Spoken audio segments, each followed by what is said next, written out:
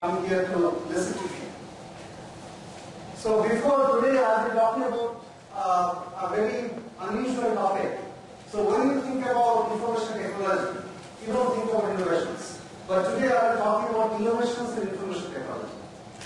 And before I start my talk, I'd like to give you a background as to what motivated me to give that talk.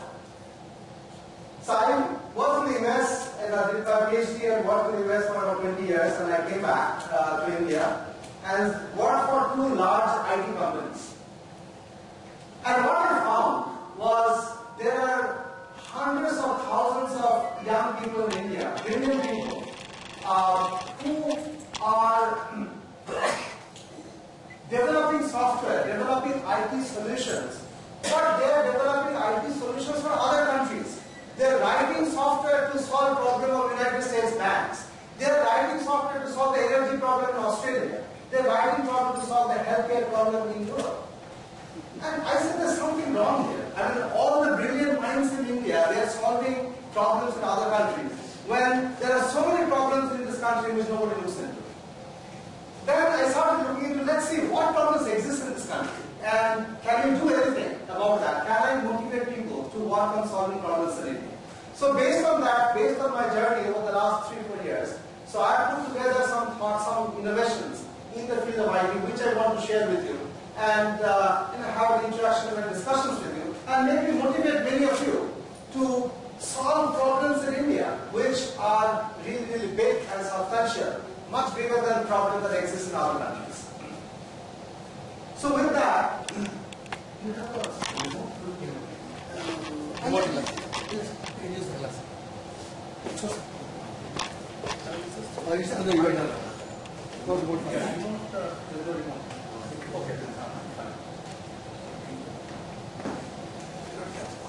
So first thing I want to talk about innovation. So when we think about innovation, we always think really big. Innovation has to be building a supercomputer. Innovation has to be building a spaceship. But what I want to tell you that innovation does not have to be building a spaceship. Does not have to be building a supercomputer. Innovation in my mind is something which has a huge impact on people's lives. And I'll give you some simple examples of what I call innovation. And people might differ in their definition of innovation, but this is what I believe in as innovation. Yellow sticky notes. This simple thing. There is no office in anywhere in the world which does not have yellow sticky notes. Very simple thing. Just comes out like that. Put your things, write anything and stick it anywhere. Simple thing, but that has dramatically changed the way people do things. Second of all, another example I give you is Ziploc bag. So this is a resealable plastic bag. It's a very simple concept. You can put anything in there, put it in the fridge and seal it. And when you take it out, use it and put it back, reseal it, put it in the fridge. So there is no household in the United States or in advanced countries or today even in India which does not use a Ziploc bag. So this is again in my mind, this is an innovation because that is having a huge impact on how people live, on people's lives. So with that background, I also want to tell you that sometimes we think that innovation cannot happen in repetitive, mundane things. But I'm telling you that innovation can happen in simple things like high jump. Why they call it innovation? Because if you look at 1950s, people used to use scissors. And that take you up to like 1.8 meters or so. Then after a decade, people started western roll. That took them to like about 2 meters. Then straddle and then phosphoric plow. And these are happening after every 10 years. And then you see that today they have gone up to like 2.5 meters. So I'm saying that even in repetitive, mundane jobs, you could have innovations which is going to dramatically impact people's lives. So with that background, I want to talk about IT innovations for emerging economy.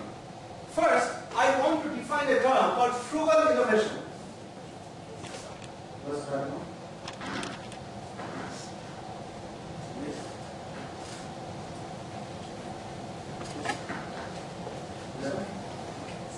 So I want to define a term called frugal innovation. Frugal innovation is something where you have to innovate, where you have to make things affordable. not at the expense of quality. When people think of selling in India, people think that, well, I can sell in India if I make it cheap.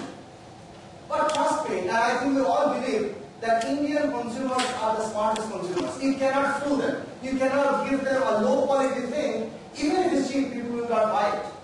You have to give them good quality at the same time low price. And what I say is Indians, they would like a Ferrari, a car, sports car, but at the price of a nano. So you don't want to compromise on quality, but you want lower price. And that's very difficult to do. So these are contradictory requirements, but that is what is needed to do frugal innovation. That is what I call frugal innovation. So with that, I'll be talking about a few of these frugal innovations in healthcare, then utility, energy, agriculture, public distribution system like rationing system, transportation, and field force collaboration. So these are not the type of things that you are used to when you think of innovation. Agriculture, what is that innovation? So what I want to show you that in each of these mundane things, there are things that you can do which will dramatically change the way people do things, which will have a huge impact on India and the people. So what I'll do is, depending on how much time I have, I'll talk about healthcare, talk about smart energy management, agriculture, something called Krishi Connect that we developed, a tamper-proof public distribution system, a dynamic optimal transport, and each one of these. And we believe that these things that you have worked on is, this is something at the bottom which says reverse innovation. So most of the time people think that innovation happens in the US, innovation happens in Europe, and in India you somehow use those innovations at a cheaper way. But we believe that innovations can happen in India that we can go and sell in the US and other developed nations. So reverse innovation is innovation done in India, but is applicable to the developed nations. I'll give you examples of reverse innovation in each one of these contexts. So first thing I'll talk about is what in the field of healthcare is iDoc. So this is a system that we developed in Accenture, and this is not a prototype system, this is not a toy, this is a real system that we developed and deployed in a real environment to deal with the situation, to deal with healthcare in rural parts of India. Now before I talk about innovation, I want to set the context. What is the problem? Let's look at the problem.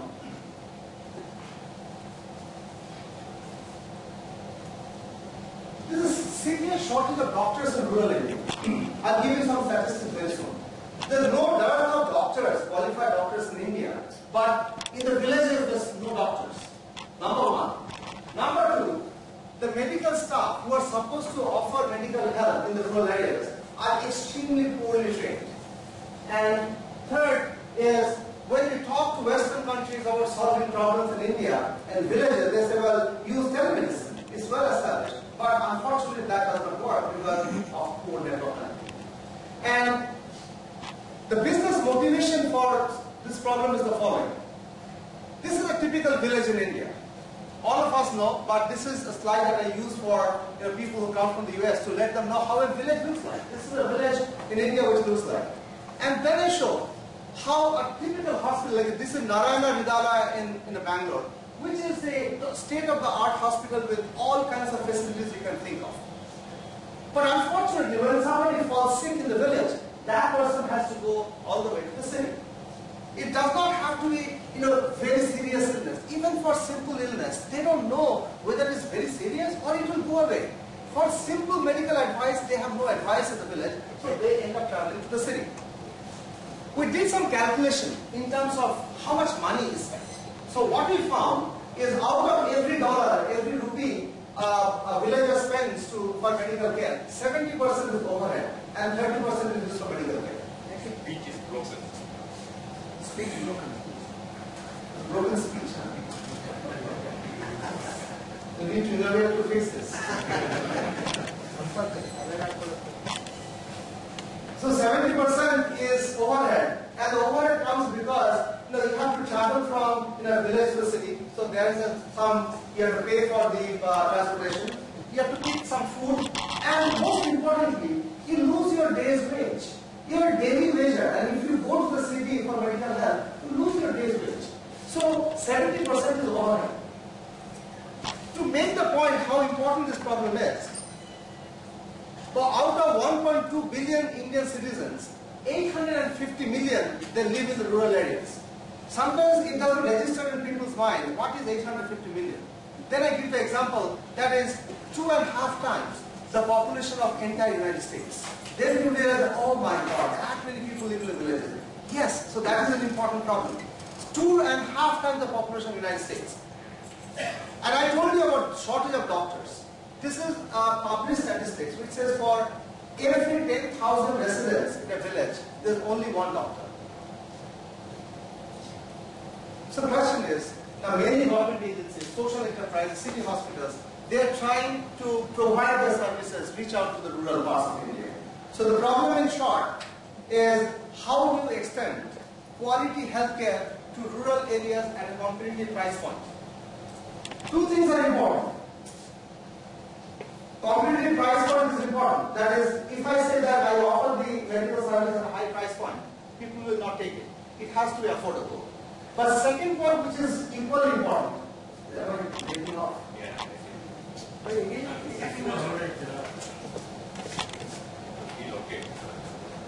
Wait a second. I'm moving too much. So the problem that we are trying to solve, like I said, that we want to extend quality healthcare to the rural areas at an affordable price point. Affordable price point is easy, but maintaining the quality is the difficult one. And how do you do these two things? As I said, through the innovation, I not only want to make it affordable, but also want to have a better quality.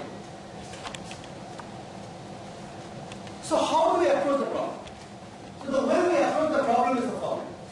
We are saying that to reduce cost, what I will do is I will shift the task downstream. That is, on the left are physicians, and then the nurses, nursing assistants, and community health workers.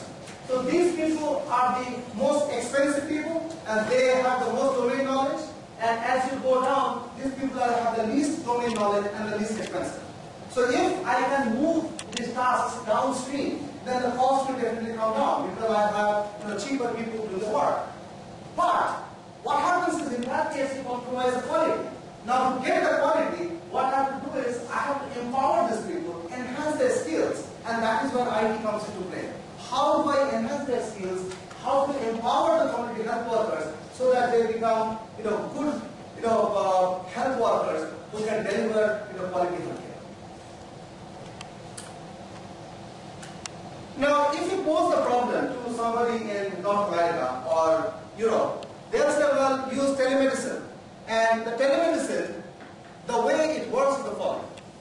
Here's the patient. So you collect all the vitals of the patient, like heart rate, the oxygen content in the blood, ECG, and all these things, and put it into the mobile device.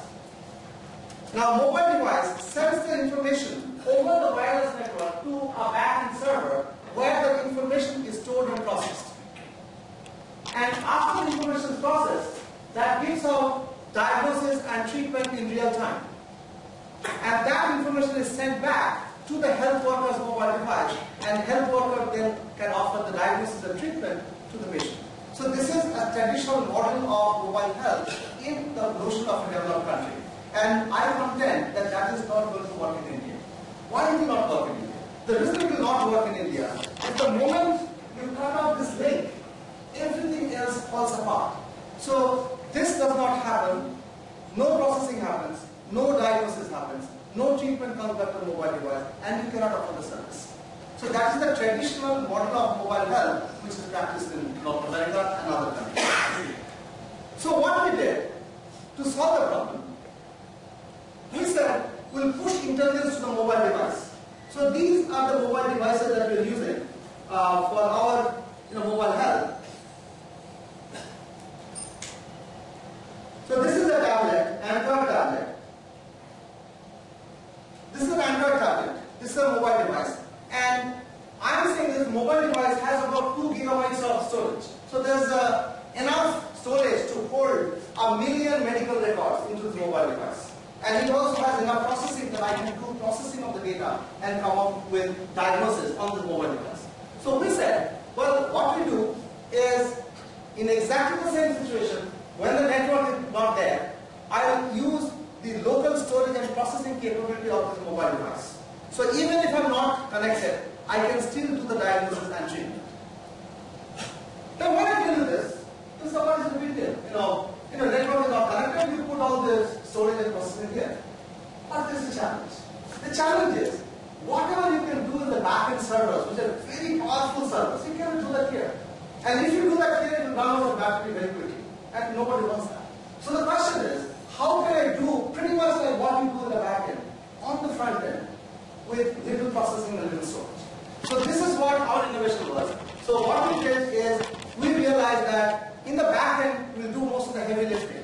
That is, you have to come up with the models for risks and all that. All of those things will be done in the back-end. But we'll do a very lightweight prediction at the mobile device.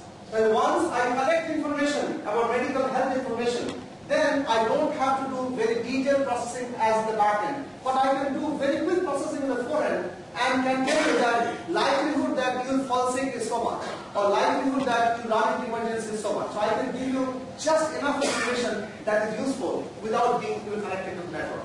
And if I'm connected to the network, then I can do everything else that any telemedicine can do. And this is actually a live application. I wanted to show you the application which is running here. And there's no way to project it. But whoever is interested, I can show you that this is a live application. I have some screenshots which will show you how this works. But so as I said, we push the lightweight processing and decision support to the mobile device. And the other thing is to keep it affordable. We are using an Android device, not iPhone. Because Android device, the prices will come down because of market pressure. And I can offer a service at a very low price point.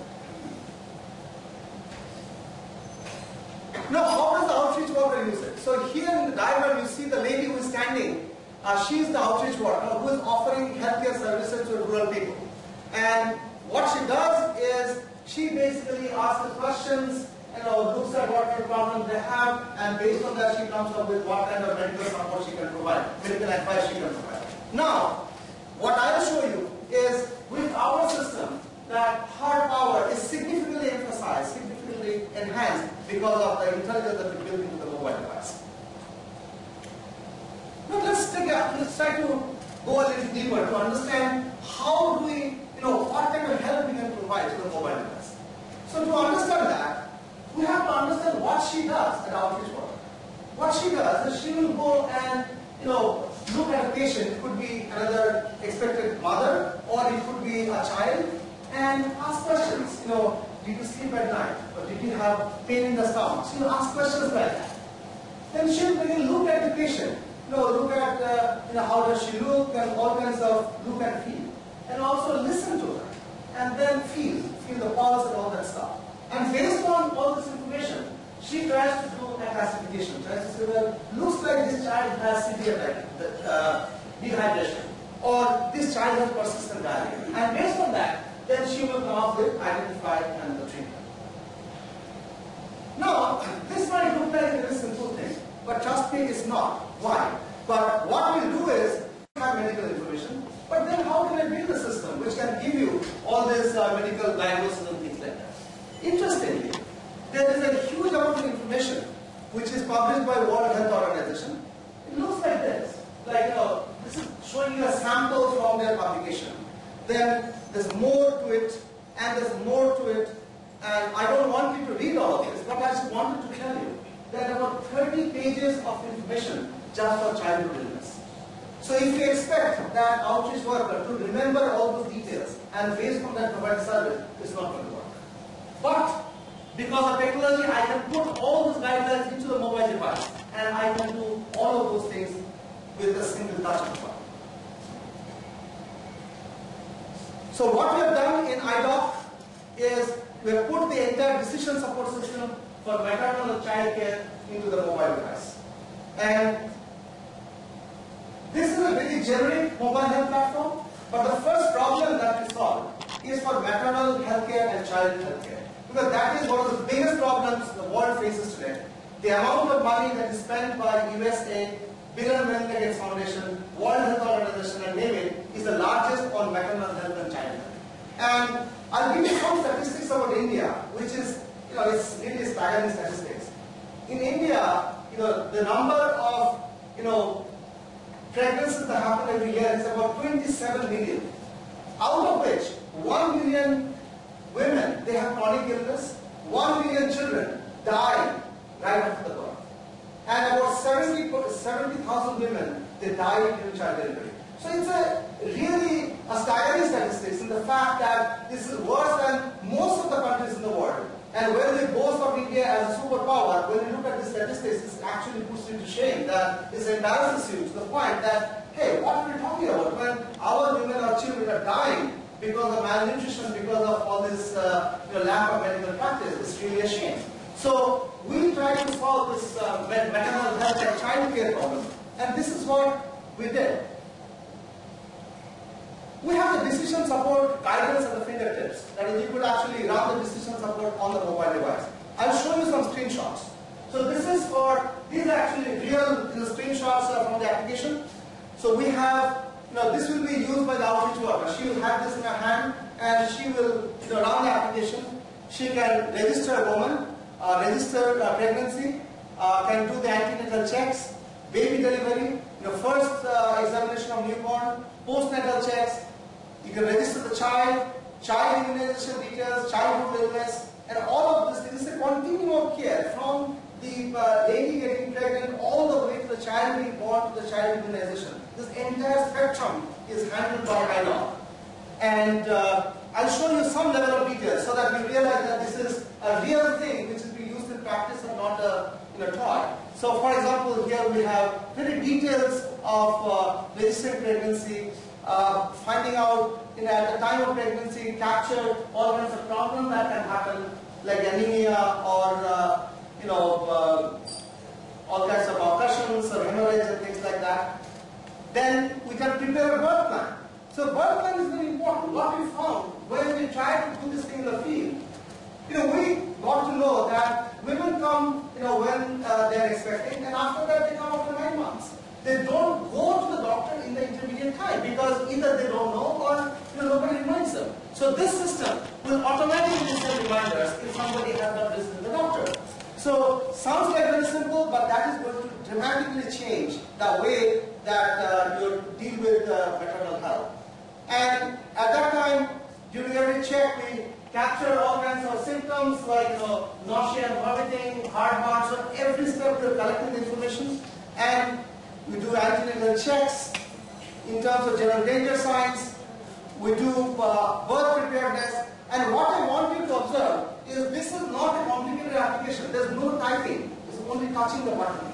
For example, here you just have to do yes and no. Does it have this problem is there? Yes. Problem is there? No. So it's touching the button and there's no typing involved. Very simple, straightforward problem. And with that, as the information is collected, then it assesses the risks. All the system is doing, you collect the information and this system will tell you if there's a risk and what is the level of risk, and based on that it will tell you what is to be done. And then comes the delivery, and again you take care of the child, entire details of the child, like if the child has any kind of diarrhea, then again you can ask questions, correct answer by yes and no, just by touching the button.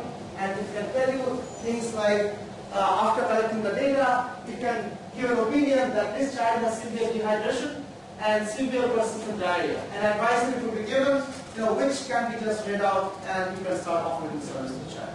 So what I want to say that these things look very simple, but the impact of this is tremendous in the rural healthcare in India.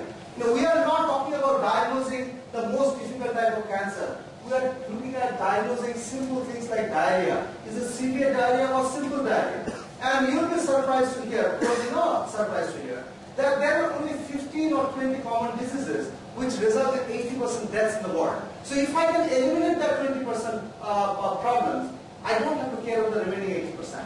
So this is what we do here. So we try to deal with very simple problems and try to eliminate those sources of error. So again, as I said, this is some statistics that I shared with you in terms of maternal health. And the IDOP system that we developed enables the entire continuum of care, from pregnancy to the birth of the child to the postnatal care. And all of these things are done, and then we did a field trial itself.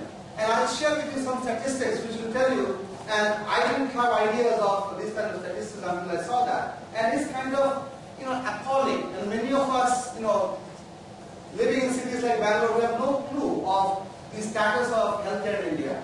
So what I want you to observe, that the hospitals which tried out our system, 76% of women come from rural parts of South, which is 40 kilometers or more. Sometimes can you imagine an expectant mother traveling hundreds of kilometers to come to a hospital?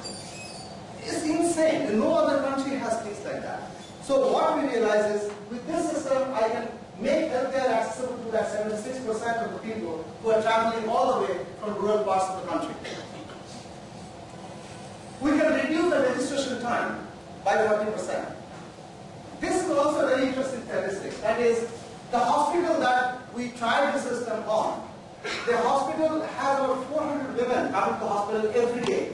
Every day, 400 women from all over the country, all over the neighboring villages. But the hospital can deal with only 200. So remaining 200 people, women, they have to be sent back. So what we realize, if the system is used, then they can increase the capacity by 3 times. So without changing any infrastructure at all, just by using the system, they can treat 600 women and they don't have to turn back people who are coming from far and wide. And also we try to make sure that this system is actually usable to the people. And this is how a real pictures of trial that we did. So this is an A&M who is collecting patient history using IDOC. This is our system. Then there's a physical examination data captured into IDOC. You do the physical examination and put the data into the system. Then the nursing staff explaining the birth plan generated by IDOC. Nursing, again, A&M explaining the birth preparedness chart to the patient. So it's a real deployment that we did, and where we got good feedback of what works and what does not work. So currently we have an integrated decision support on a mobile handheld device. We do context-based processing, we can send alerts. We can generate all kinds of analytics, insights, and reports. Multi-language support, when we try to do that in Karnataka, we have to do it in Kannada. When we do it in Tamil Nadu, we have to do it in Tamil. So we try different states, so we support multiple languages. And most importantly, when we showed it to our colleagues in China, they said, can we do that in Chinese? So, believe it or not, we have a Chinese version of IDOC, which we put in Shanghai so that they can show it to their customers there. So, we did multiple languages. And most importantly, if there is network connectivity, we can do a live video chat. And what is interesting here is the system is intelligent enough that if an outreach worker is using the system in Karnataka, in a rural part of Karnataka, the system will automatically find out a doctor who speaks Kannada and is trying to solve exactly the problem the woman is there for. So that it does not pick up a doctor who is available in Tamil Nadu because it knows the language will not work. So it has the intelligence to pick the appropriate doctor who is available at the appropriate time and connect the patient with the doctor. So this is a real system. We did a test, completed the first pilot in April 2012. Now, so before I proceed to the next topic, I just want to recap what I told in the beginning. That is this an innovation? Well, people who think of innovation as supercomputer do not think about it, but this is an innovation because with this system, I can impact a large number, hundreds of millions of people across India or across other emerging nations of the world. So if I can do that, then I'm going to change their lives dramatically. So from that point of view, it's an innovation. Second of all, it's an innovation IT because you see that there are some things which are domain specific where IT cannot play a role. But IT can play a role where it can bring knowledge to the people and bring knowledge very easily. And one thing I'll show you, that example that I give you, all the example, these problems happen because of asymmetry of knowledge. There are people who don't have the knowledge, and there are people who have plenty of knowledge. And people who have the knowledge, they exploit the people who don't have the knowledge. And IT can bridge that gap. IT can make knowledge applicable to those people who don't have the knowledge. And as a result, it can make a huge difference in society. In fact, if you look at when I left India, back in 1985, that time for any research result were published in the US, that did not come to us for about 10 years. 10 years! A paper published in a conference in the US, we did not get it for 10 years in India. That was the information asymmetry, information gap. But now with internet, what has happened? The moment the information published in the US is available to us immediately. So we are, when the world is flat, we are on the same ground as in the US. But world is flat only to a small section in India. World is, trust me, is not flat to majority of Indians who are still in the dark, who are not making use of information technology. But if we can use information technology to bridge the gap of knowledge, it's going to dramatically change our country. And I think that's where IT innovations come. So this is the first thing. I don't know how to bring it time. Sometimes, when I talk about these things in the context of India, I get very excited and so I lose track of time. So we have to keep our words. So I'll talk about the second thing, which is very different from the first thing. But still, it's an example of innovation 19.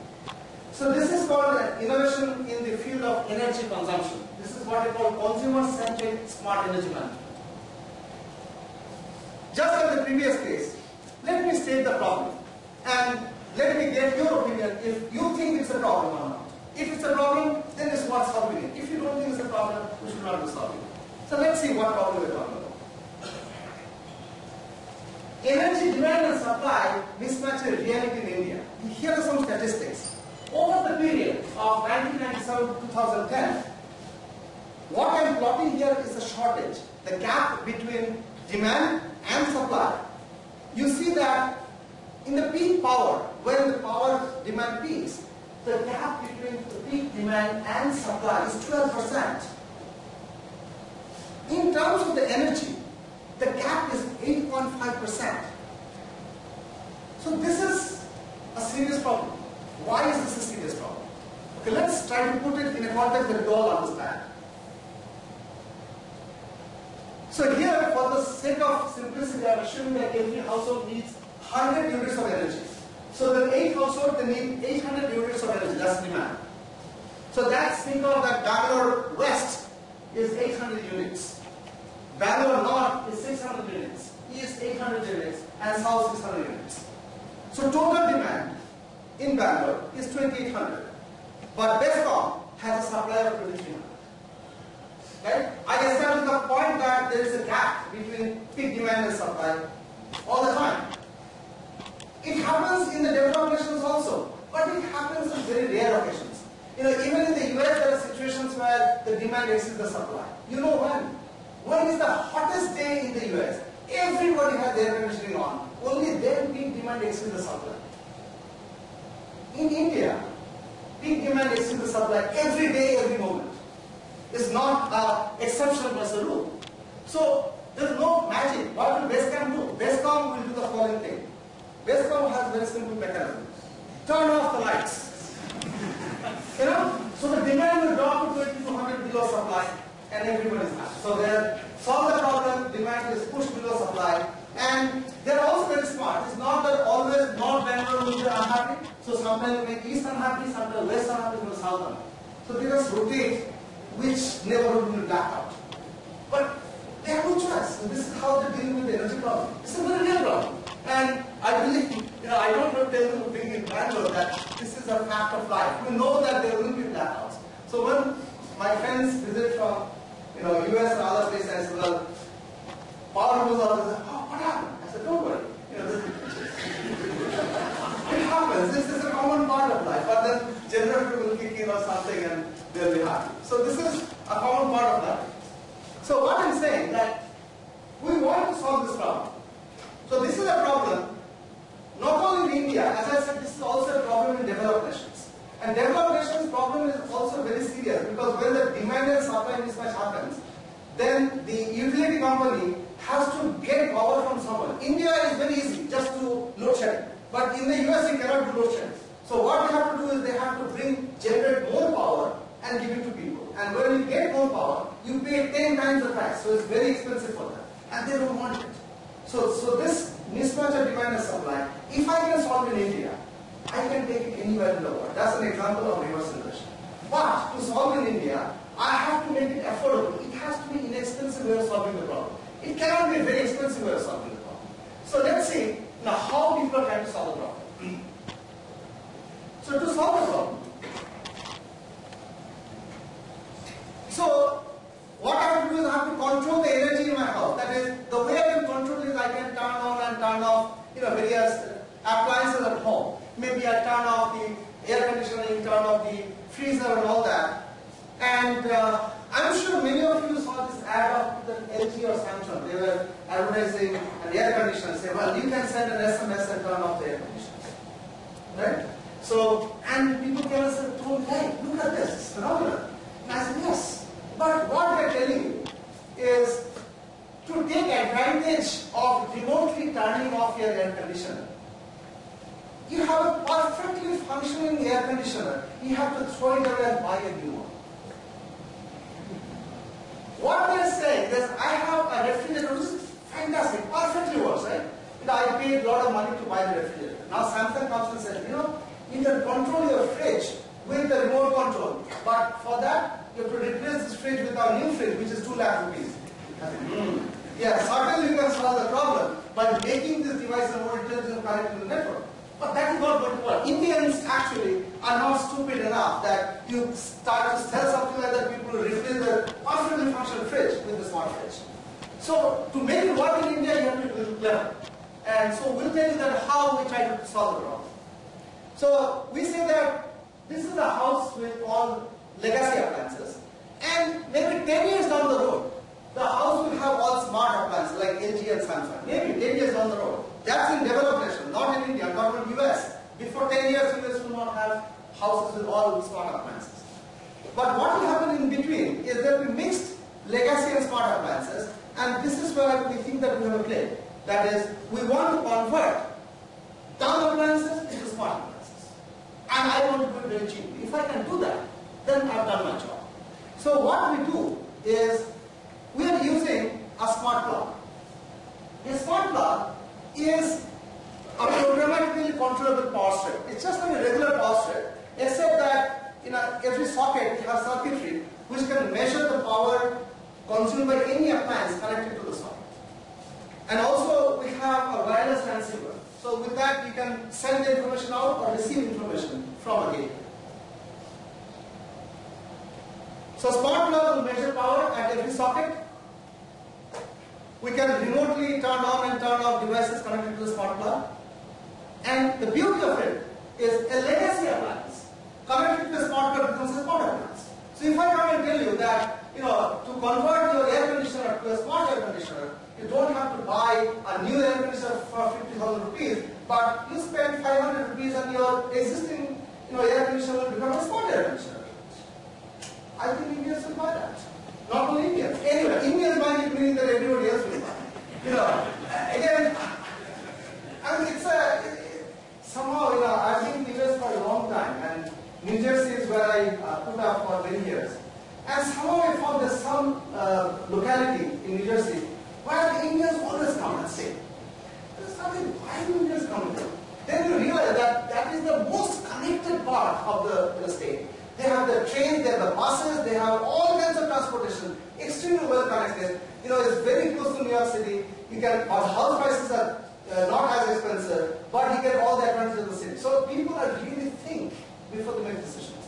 So I'm saying that if I can convince Indians to buy this, I can bet that I can convince anybody in the world to buy this. So what we do, so how does the smart plug work? It works like this. So this is a house. It has 3 rooms in the first floor and 2 rooms in the ground floor. So what I do is in every room I put one smart plug. I actually wanted to bring the plug, I forgot. So I should have brought the plug, which looks like a regular plug point. It could be a strip or it could be a single plug. So sometimes it's kind of interesting that somebody came to the US and I showed him that we have the power strip. You can put various things into the power strip and problem will be solved. He said, no, I cannot put the power strip in my kitchen because it makes the kitchen look ugly. My wife will not like it. But if you could have a single plug, I don't mind it. So I told her next time you come, I'll have a single plug for you. So now we have a single plug. So you can put your refrigerator into a single plug and the plug will connect to the wall socket. So it's kind of handy. So I can have a single plug or a power strip, which will give you the benefit. Now these plugs, they will communicate using Zigbee wireless network. So this plug will communicate with this plug will communicate with this plug. And this plug will be connected to your DSL modem. So this will be connected to your internet. So once this plug is connected to the internet, all that means is I can get information from any of the devices connected to the smart plug through here into the internet.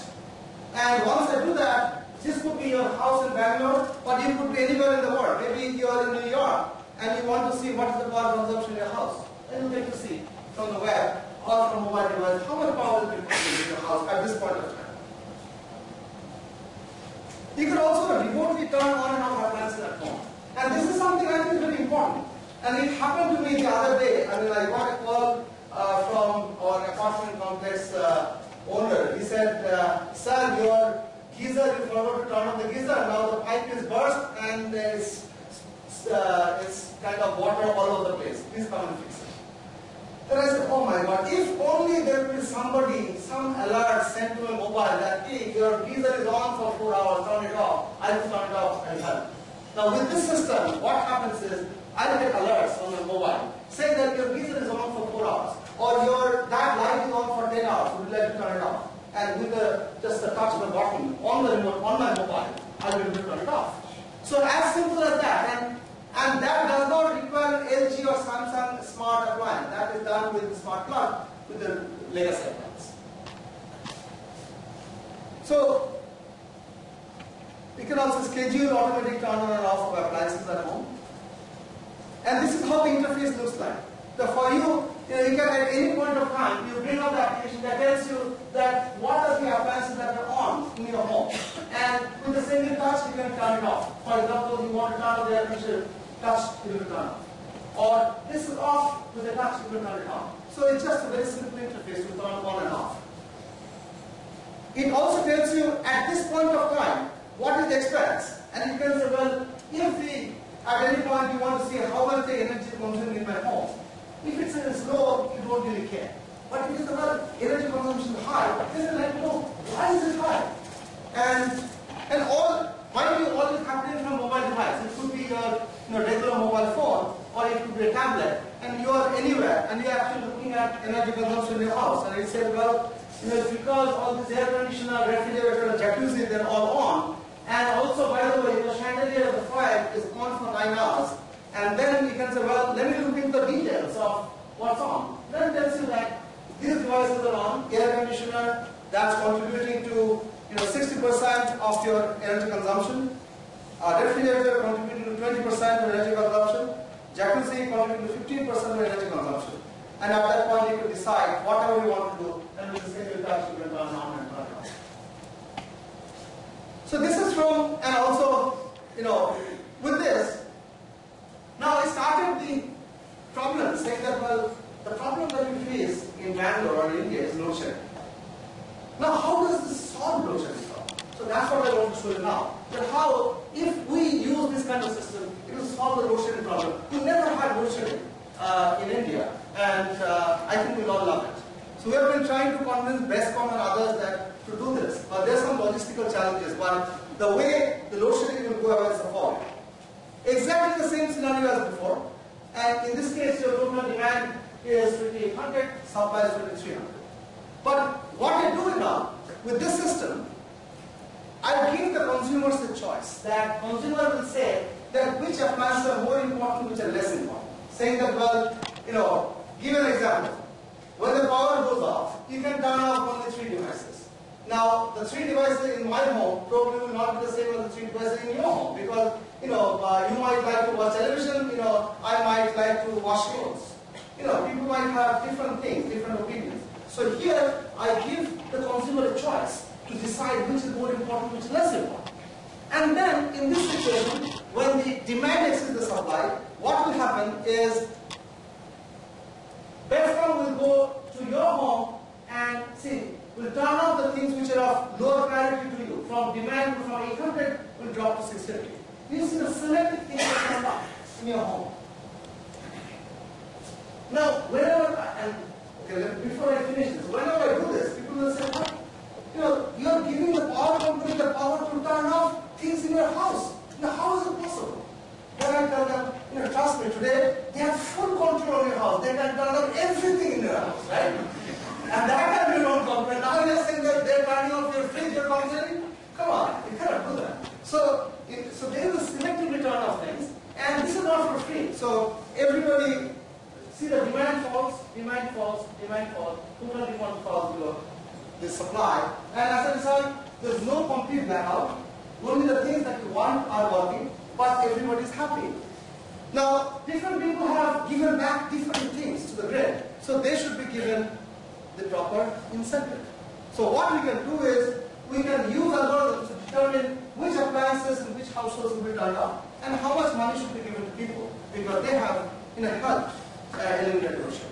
So this is an example, again I say that this is an example of frugal innovation, because here I have to solve the problem and at an affordable price point.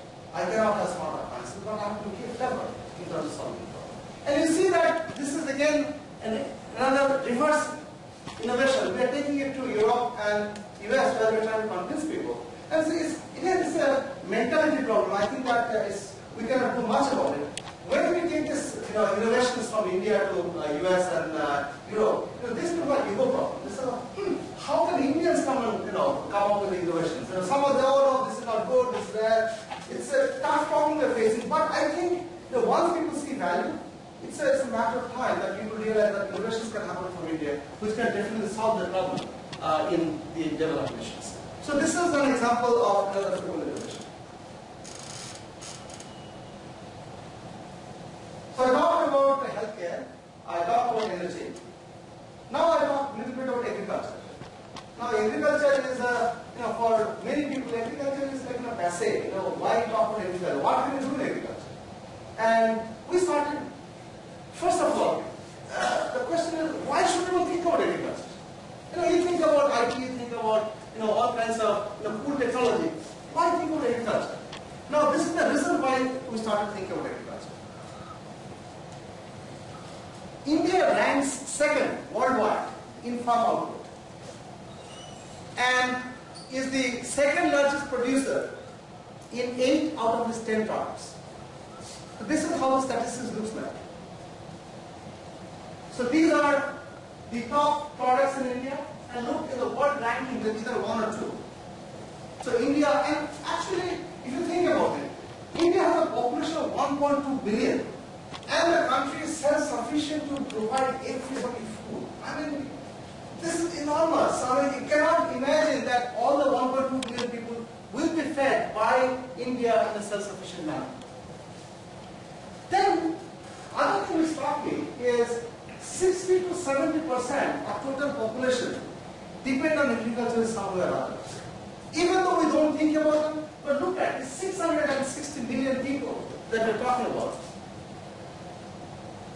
Who are in agriculture? 660 million. Twice the population of the United States. 2 times. They are in agriculture. And it accounts for 28 trillion INR, which is 14% of the country's GDP. Substantial part of our GDP. And 46% of total land area is used in agriculture. But what is interesting, what we found, is despite these numbers, the crop yield is still 30 to 60% of developed nations. Like whatever, with the same land, whatever crop you can generate in the United States, you can generate 30 to 40% of that in India. Even in China, the crop yield is twice that you can get in India. Then you start thinking, why is this? There's no magic. Why are they crop yield is so high as opposed to in India? Then you start to realize that these people don't have the knowledge as to how to improve the yield. So somehow again again that asymmetry of knowledge comes into play.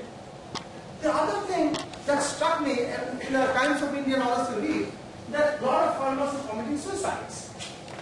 Why are they committing suicides? Because then you start saying, why are they committing suicides? Then we realize that, well, they take money, as loan, and when they cannot pay it back, they are subject to all kinds of challenges, and then they don't know what to do and commit suicide. And the other thing that is striking, that we had all the fantastic statistics of India, like first or second in the world. But look at the people who are producing, the farmers. Their socio-economic condition is not changed at all. Over the last year, at least I can say, in the IT industry, when I left the country and what it is today, it has gone up by 3 or 4 orders of magnitude. I'm telling you that when I graduated from IIT and took up my first job, I used to earn 1,500 rupees a month. And today, if I tell somebody 1,500 rupees a month, somebody will smile, will laugh.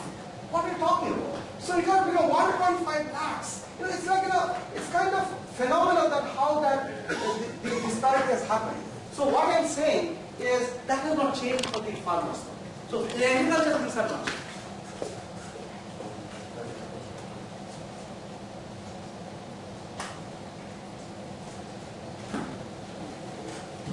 Back is there.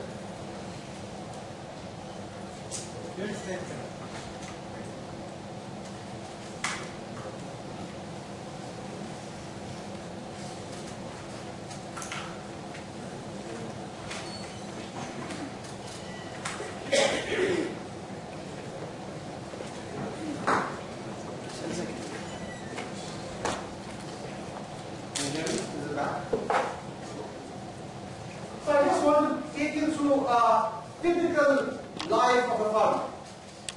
Very simple pictures, nothing written. To tell you that what is the challenge. Anytime you want to use IT to solve a problem, you have to understand what the problem is. If you don't understand the problem, come up with the solution, nobody will use it. And it is not unknown that people come up with innovations and they wait for, what is the problem? And it happens many times. People have come up with patents and all that, but there is no application. It's called innovation looking for problems. And we'd rather not be in that situation. First understand what the problem is and then try to come up with a solution. So let's try to see what the problem is with the farmer. So this farmer plows a field, so he needs money. What does he do? So what happens is the middleman or Zamindar comes in and Zamindar says, hey, you have a problem? No problem. I'll give you money. How much money you need? He's a very good person. I'll give you all the money you need. You don't have to go anywhere. I'll give you the money. So he gives the money. And the agreement is, after the crop is grown, the crop belongs to the middleman. Now this guy gets the money, he grows the crop, he does the harvesting, and he has bumper crop, fantastic harvest. What happens after that? The same guy comes in and says, hey, I gave you the money, now the crop belongs to me. So you take it, and this poor guy will not only harvest, but take it all the way to the zamindars or the middleman's warehouse and stock it up there. And how much will he get? This guy will dictate the rate. So he has no say, farmer has no say, that at what price he should sell. This guy dictates how much price he will sell it. And finally, because of this, farmer gets the money, much less than what he deserves, and he finds himself in a very loss.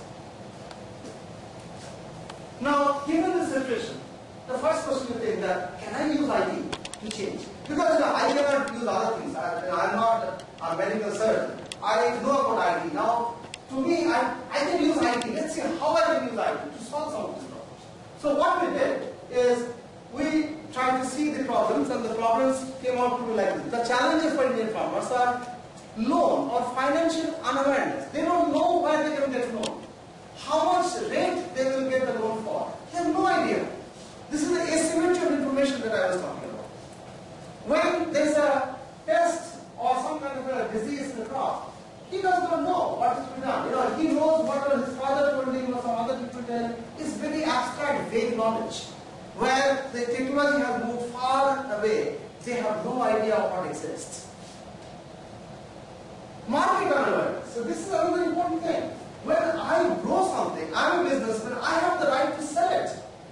And find out what the market rates are. You have no idea what the market rates are. So you are completely dictated by the middleman. And finally, there is no knowledge of technology and farming.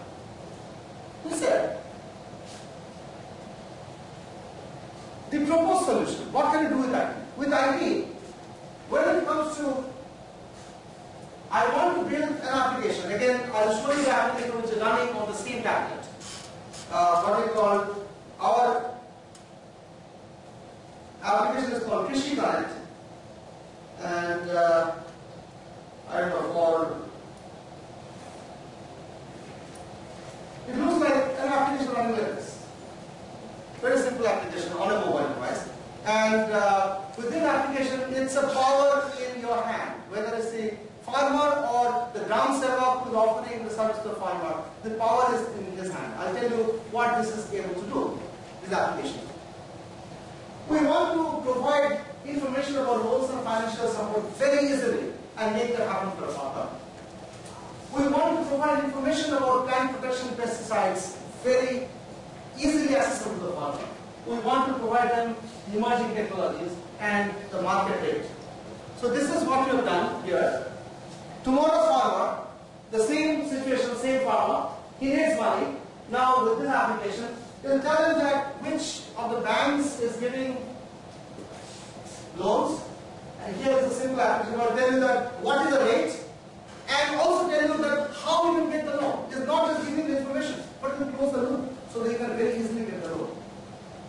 You get the loan, then in the same thing you grow the crop, harvest it. After you have done the harvesting, where do you sell? I give you a market information. I can tell you based on your crop, in the neighborhood, where is the rate, how much rate is going for this crop. So that you know exactly, here so, Belgaum, Bellary, Chitradurga, Bangalore, Gurgaon, Hassan, so they give you all the neighboring markets where the price is the best and we can go and sell it in that market.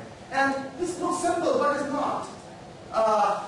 Once we started looking deeper into agriculture, we realized that if I want to find the market information, it's a very complex problem. There are the websites in which government of India will publish the market rates of different crops. Like rice itself has 50 or 100 different varieties. Wheat has 50 or 100 different varieties. Each one of them have different pricing. And there's no common place where you can get the pricing right on the spot. So we build a system where we collect information from multiple sources and sort of aggregate information, make it available to the farmer, and give the right information to the right farmer. If somebody is growing wheat, I don't want to give him the price of rice. And if somebody is Karnataka, I don't want to give him the price in Punjab. So I have to find out the exact context of where he is, what crop is growing, and behind the scenes I do all the intelligence and give him just the information he needs. And he gets the money and the situation changes. So essentially through Krishi Connect, we call it Krishi Connect because we are connecting the farmers with the banks for the loans, with the experts, and with the markets. All of those are connected through this simple application. And I will show you some of the screenshots. And before that, now as I said, this is an application. Now the question is, who will use the application? Now there are two ways it can be used. So there are some farmers who are slightly more up-to-date with technology. For them, they could use the application themselves. But majority of the farmers are not that up-to-date. So for them, there will be a middleman, and probably it's a ground server or somebody who offers a service in the village. So he will be offering, using this application to find out relevant information for the farmers and passing it on to them.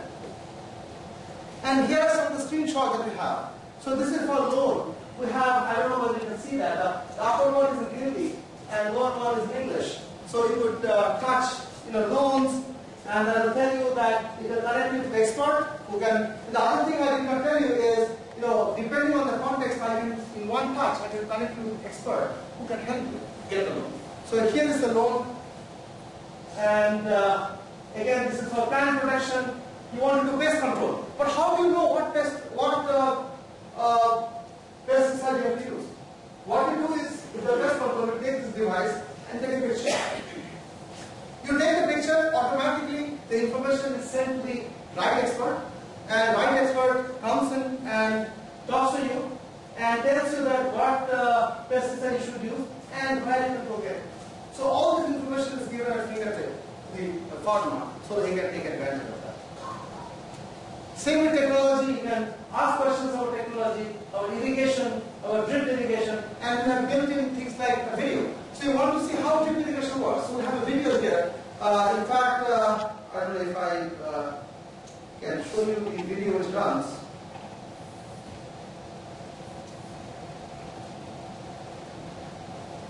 Technology, irrigation, drip irrigation, and watch video.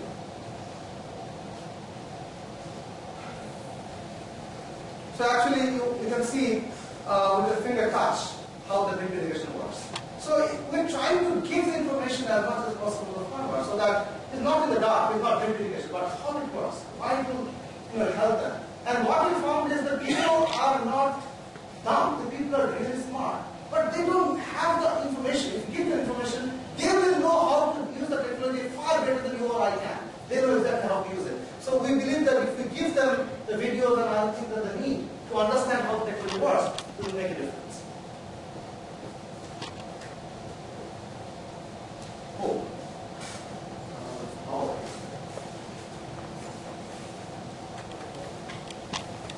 So I tried to give you a flavor of how we're using IT to help the farmers and make a change in the field of agriculture.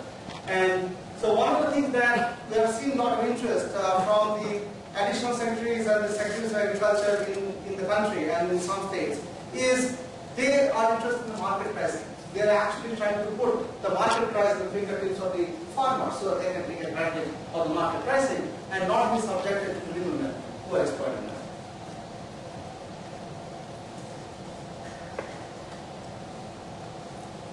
This is again a common problem in India, rationing system. And rationing system, I don't have to explain to you what rationing system is, but still I'll tell you that how the rationing system is exploited and how much money the government is losing. I mean, why is this an important problem? When I look at the amount of money Indian government is losing, that's your money and my money or the tax money, it's mind-blowing. The amount of money government is losing on rationing system is close to 20,000 crores every year. It's like 4 or 5 billion US dollars every year. It's not money. And I'll tell you how it's losing the money and how we are trying to solve the problem using technology.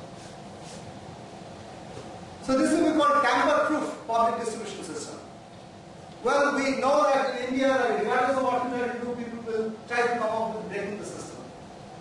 I'm not claiming that what we have done is completely foolproof, but we are trying to make it more and more difficult for people to break. So there are problems at various levels. There are problems of black marketing, impersonation, stock theft, and improper reporting. I'll explain the problem through a very simple scenario. So how the black market works? Again, it's been a learning experience for me because to solve the problem, to understand what the problem is, then you go to simple examples to understand, yeah, this is the problem. So this is the example that I put together to make myself understand what the problem is, how it's happening. So the Food Corporation of India, so they do statewide allocation of essential commodities to clear price shops. To make it simple example, the government is open market price of rice is less than 30 rupees per kg, and the government is subsidizing at 10 rupees per kg. And they're giving, for the sake of simplicity, let's assume that government has 100 billion kgs of rice that is to be distributed. Again, for simplicity, assume that there are 10 fair price shops. So 100 million divided between 10, everybody has 10 million kgs of rice to be given. Again, for simplicity, we assume that every shop has 10 million beneficiaries. So the shop will be giving 1 kg to each person, right? What the shop does, a shop actually gives it to 5 million people. Instead of 10 million, they give it to 5 million. And they claim they are given it to 10 million people. So what happens to the remaining, 5 million kgs of rice? Sell it to the black market for 20 rupees. People will love it, right? And nothing will open market, 20 rupees they buy it. And this guy is making money in the process. So these are simple examples of why leakage is happening. And this was a very interesting article in Times of India. Again, many of my motivation comes from reading Times of India, where I look at what the problems are. And this was actually a very nice article which showed that how kerosene is being pilfered, like slowly the kerosene is taken away in the middle, and finally when people get to the middle, and the amount of money was reduced to 16,000 crores every year. We said, and there are no problems with the beneficiary, like the people who have to fill their ration cards, they will claim as somebody else, somebody is dead, but people are claiming ration in their name. I mean, it's not an uncommon story, it happens all the time. And this is because of impersonation, so I have to stop impersonation. So what we are trying to do is, we want to use information technology to eliminate tampering in public distribution system with respect to identity, so that people cannot spoof as somebody else. Quantity, the people cannot say I given 5 million when at 10 million when they have given 5 million. And also price, they cannot spoof all this. So I'll show you how we do that. So this is the enrollment process, and this is where you enroll or you get your ration card. You have a paper ration card today, and this is how the enrollment process is going to change. And by the way, this is not a pipe dream. This is what is happening in many states which are more advanced. For example, I know that this is happening in Maharashtra, this is happening in Gujarat, and also some of the other states are experimenting. Odisha experimenting with this. So this is actually happening, and I'll tell you how the enrollment process will happen. On the left, the beneficiary. He comes in, and here's the enrollment officer. So enrollment officer is here. So beneficiary comes here and gives his biometric, all the biographic information, biometric information like fingerprint, retina scan, picture, and all of those things. And then you get information from the external database, and you do a check. You want to make sure that this person has not registered twice into the system. So you check, enrollment rejected. If this guy biometrics are already there, he's enrolling for the second time. You check that, and after that, you issue a smart card. So this is a system where there is no Aadhaar. That is, if there is no UID, and UID is a universal concept. We would love to have that, but it's moving very slowly. So I cannot build a system today which will say, well, I require UID, I require Aadhaar. So we have to build a system which will work with Aadhaar and without Aadhaar. So this is how it will happen without Aadhaar. And in that case, I'll give you a smart card with all your biometric information into the smart card. Second thing is, if you already have Aadhaar, then it's the same thing, except that now I can check against the Aadhaar database to make sure that you are really a genuine person, and based on that, I enroll you into the system. So in real life, it looks like this. Our system looks like this. You come to the enrollment officer that captures your picture, your face, and this is actually a real system where I have a camera with me that can take your picture. I take your left index finger and right index finger, and capture those things, the fingerprints. And also, we can capture both biographic and biometric details for additional family members. Like ration card is not for one person, for every member of the family. So I can capture it for everybody into the smart card. And finally, you get something like this. A card is issued which looks like this. It has your picture, it has the information, and it has the biometrics inserted into the card. Now, the question is, suppose I have that. So how do I solve the problem? So without going into details, what I'll do is, I'll actually show you how the system works. Now, you go and put your ration card into a machine, right? Well, a fair shop. And then it takes your picture. If there's a camera, it takes your picture. It matches the picture against the information stored in the smart card. It takes your right and left index fingerprint. And these things are not cheap. These are actually becoming fairly less expensive. You could have fingerprint capture and fingerprint verifier at a very low price point. I could have a mobile device, an attachment, where I could take a fingerprint. So these used to be very expensive, complicated things. Now it's very simple and very cheap. I can get it for in the order of thousands of rupees. And then you can do the verification and make sure that this system to verify the person who was supposed to get the ration is the one who is getting the ration. And you confirm the order, you say that I received the package, you print the confirmation, and the transaction is complete. So essentially what we are saying is we have changed the regular ration card with a smart card. And this is not a very expensive proposition. And also in the dispensing part, we could use an offline authentication. That is, if the store is not connected, I could do authentication against the information stored in the smartphone. Or if it's connected, then I can check against the Aadhaar database. So this is how I can verify the person who is supposed to get the benefit is actually getting the benefit, and nobody is impersonating on behalf of it. And this is very difficult to spoof because I have your fingerprints, I have your picture, and also in some cases we can have a retina scan. So retina scan becomes a little bit more expensive but very accurate. So depending on how much you want to spend, just with the fingerprints and with the facial picture, you can make sure that the right person.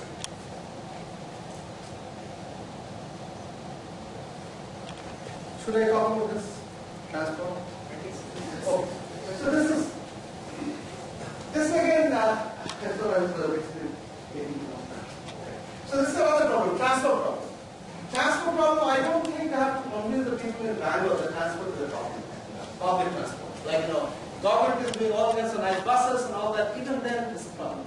And trust me, it's a problem not only in Bangalore, in all countries, across the globe, where actually the solution, unlike other cases, this solution I'll be talking about here is actually built for solving the problem in Singapore. Then we are pushing it in Paris and Rio de Janeiro and other places as well. So this is a more universal problem. But let me tell you what the problem is. Again, just like other things, what is the problem? What are we trying to solve? Well, the problem is people don't use public transport when you have to be at a place at a given time. Why do you think people don't use public transport? If you have a choice of taking your car versus taking public transport, and you have to be at a place at a given time, most likely you take your car. Because public transport, you don't know when the bus will come, if the bus will get stopped, or any kind of changes in the itinerary of the bus, you have no idea. Second of all, you don't know if the bus will be overcrowded, it's uncomfortable. Increase wait time. I know that according to the schedule, the bus is supposed to be here at 7 o'clock. You go and wait at the bus stop. You don't know if the bus is coming at 7 o'clock, at 7:05, or 7:10, or 7:20, or 7:30, and God forbid, it never comes. Right? Because you don't have the information at all. That's what's happening with the bus. And because of this, what we decided, what we have done is again an application. This is again a live application. Anything I'm talking about is not just PowerPoint, it's actually live application which can be deployed. So this is a mobile, personalized, multi-mode public transport advisor. A mouthful, but tell you what that is. What that is suppose you want to go from point A to point B. So what will you do to it by public transport? What you do is you go to the website and you try to find out, ask people like what buses are there, and at the most, the best possible thing that you can get is the schedule of buses and when they leave a particular place and when they arrive at a particular place. It's a very static information. But what we're saying in our system will give you very dynamic information. I'll tell you exactly when the bus is going to come. And this is, if you go to some of the advanced countries, like in the bus stop, you're waiting in the bus stop, they'll tell you next bus comes at, suppose 7 o'clock. They'll say next bus is coming at 7:15. But for that information, we have to be at the bus stop. But what we are saying will make the information available to you on your mobile device. You could be here, but you know when the bus will arrive at that particular bus stop. All the information is available to you just on a mobile device. And information is personalized. It's for you. It's not for everybody. So to make the point, suppose there are two people. The system is very intelligent. Suppose there are two people who want to go from the same source to the same destination at the same time. But they have different needs. One person wants comfortable ride. The other person wants inexpensive ride. So what I'll show you, our system is intelligent enough to give you different solutions. So this is a real application screenshot. It will tell you commuter 1 and commuter 2. Commuter 1 wants a comfortable ride and commuter 2 wants an inexpensive ride. So our system will give different bus numbers to different commuters, two commuters. And you'll see that for commuter 1, the approximate fare is over $2. And for commuter 2, the approximate fare is close to 50 cents. So because he wants inexpensive choices, so give you the inexpensive choices. Also, type of buses will be different. In one case, there will differentiating luxury buses and their public and non-AC buses. Not only that, this is actually the coolest thing that will tell you that when the bus is expected to arrive, that is, scheduled time is 7:53, but this bus comes at 7:58. So you know exactly when the bus will come and that information will be given to you. If the bus gets stuck in traffic, I can tell you the bus is going to be delayed by 15 minutes. I can even send me SMS. You say, well, I want to leave this place, give me an intimation 5 minutes before the bus comes. I will send you SMS exactly 5 minutes before the bus comes. Say, well, the bus is coming in 5 minutes. So I'm trying to give you information dynamically and eliminate the uncertainty. Now you know exactly when the bus is going to come and if the bus is delayed. And also, I give you this availability of seats. This is again pretty cool. You know, I tell you this bus is coming, but that is not enough. The bus could be full. But in this one, when the bus is coming and bus is 5 seats there or 10 seats there. So I'll give you the occupants in the bus as well. As far as I know, I haven't seen any system or any application which on your mobile device will tell you how many seats are available on the bus. So this will give you how many seats are there. And also it will give you some recommendations. Like, you know, this recommendation is yellow because signal is already 7:43, 7:58, too close, maybe you should not take it. And this is red because only 2 seats are available. You don't know whether to get it or not. So this is one thing. The other thing, as I said, that once you choose a bus, it will tell you, where the bus is. It will tell you what is the next bus stop and where it's coming. It will tell you about the final destination, when the bus will come to destination. How many seats are available. All this information will be available to you on your mobile. And also from the command center point of view, if you are running the entire system, in the back end, you will have complete visibility. You will actually see that where the problems are. In Bangalore, I can bet if I go and ask the transport, do you know where the problems are? No clue. But here will tell you exactly on the dashboard where the problems are. And then you can actually go to the next level of details, which will tell you that which bus are the problems. And if the bus is overcrowded, undercrowded, if the bus is, if there's an accident or there's some kind of breakdown, you get all this information on the same application. So essentially, what I'm saying is, this is an application which is going to give you information on a dynamic basis and give you information based on your needs and try to help you use the public transportation which you don't use because of uncertainty of information. So again, this is an application. So what I want to do is, so I talked about healthcare, mobile healthcare. I talked about smart energy management. I talked about Krishi Connect in the context of agriculture. I talked about tamper-proof public distribution system. I talked about dynamic optimal transport. I will not talk about the field force collaboration, but I will share with you a video of one real case study that we're doing to deal with malnourishment in the country. So this is a program called ICPS, Integrated Child Development Services. Government of India has been running the service for the last 30 years. And the amount of money the government has spent is on the order of 1 lakh crores. But I'm telling you, the malnutrition rate among the children in India is 43%. And malnutrition in sub-Saharan region is 22%. So our malnutrition is twice that of sub-Saharan region. So, we have been talking to one state government and the Chief Minister has given us the mandate that go solve the problem. But don't come to me with the problem that you designed from your air conditioning chamber. Go meet the people on the ground, talk to them, understand their problem, and then solve it. So I want to share with you our experience in that particular case. And again, this is a live case. So that I think that you like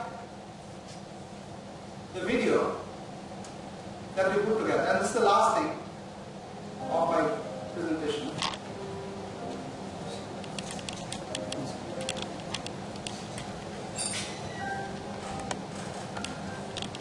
This is the Anganwadi center.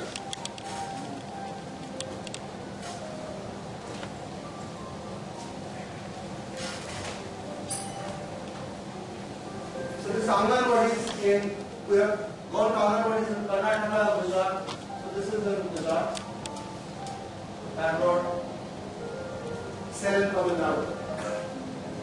To understand what the problems are, we will go to Gujarat.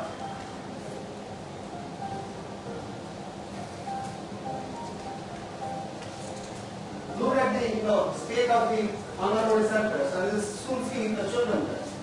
There are 6 centers we went to, 2 in Gujarat, 2 in Karnataka, and Tamil Nadu.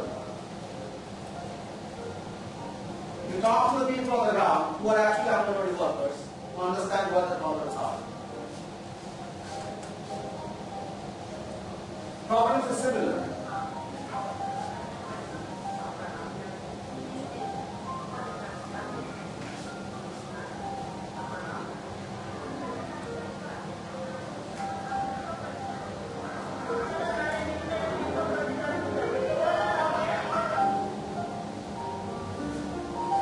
So these are about 14 to 40 children in other ways.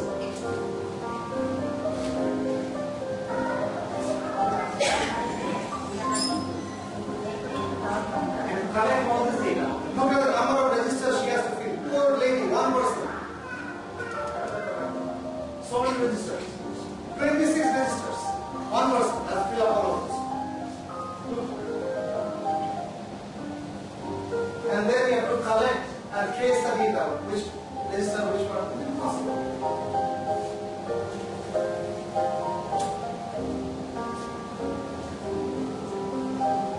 And in addition to that, they have to plot. So typically about 30 to 60 children in other words.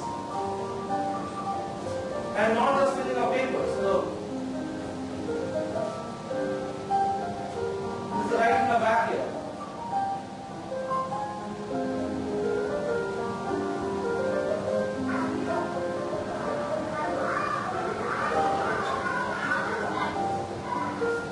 The ration that they will be offered. Now remember, she is just one person. She does all of this. Giving food to all these children.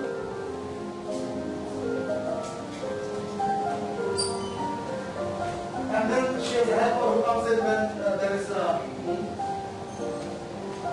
And whose ration? Now we have to measure how much ration we have given to somebody.